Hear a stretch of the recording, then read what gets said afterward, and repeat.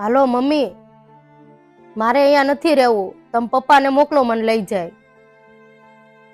અરે જોવો ને મારા સાસુ, સવારે જાગું ત્યારથી મારી સાથે ઝઘડો કરે.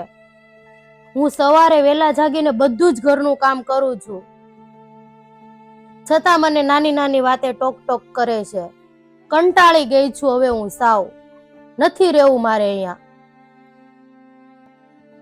2 મિનિટ શરૂ રાખો. શું છે? કોની યાર વાત કરે? જે હોય ઈ. તમારે શું છે? રાયડો નાખ, મને અવાજ ધીમો રાખ ને. હું તું આઈની આયા નાઈની ઓયા પણ કરે. શાંતિ રાખો.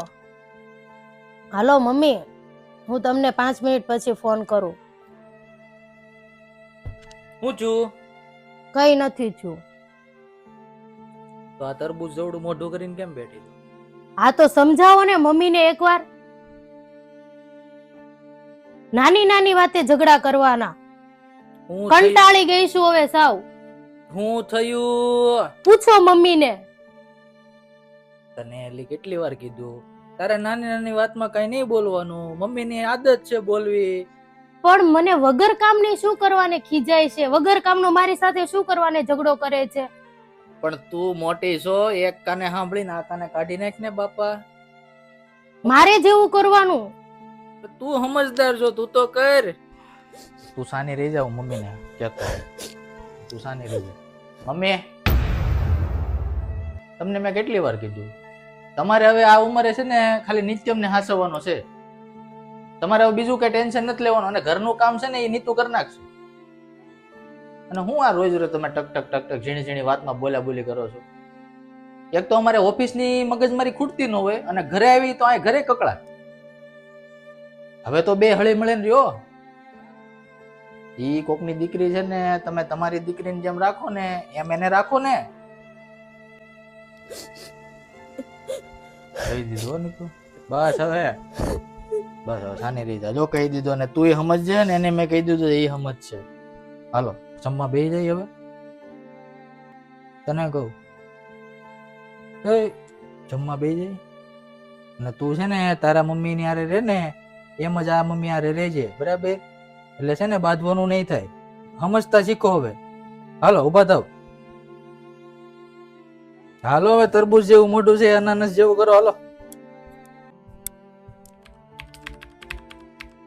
નીતુ, તારા ને મમ્મી ના ગઈકાલના વળ ઉતરી ગયા હોય તો ચા લેતી આય.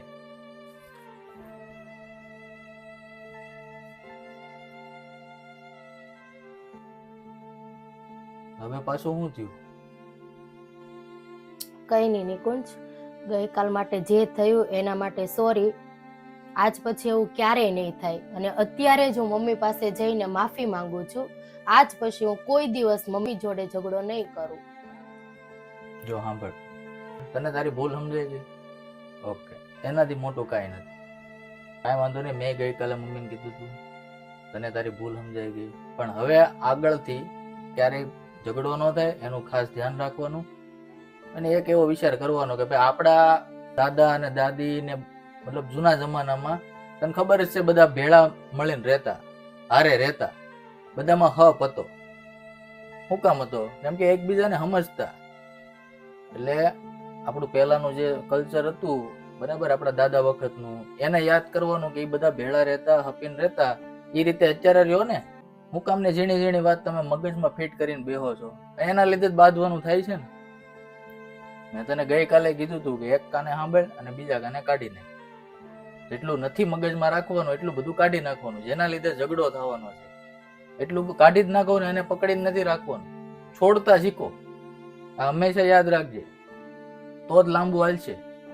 કાંઈ નહીં, તને તારી ભૂલનો અહેસાસ થઈ ગયો છે, ભૂલ તને સમજાઈ ગઈ છે, તે માફી માંગી લીધી. તને મમ્મી માફી કરી દે, તમ તારે ઉપાધિ ન કરતી, ટેન્શન ન લેતી, બરાબર? બોલ, તું કઈ ઉપાધિ ન કરતી હો ને.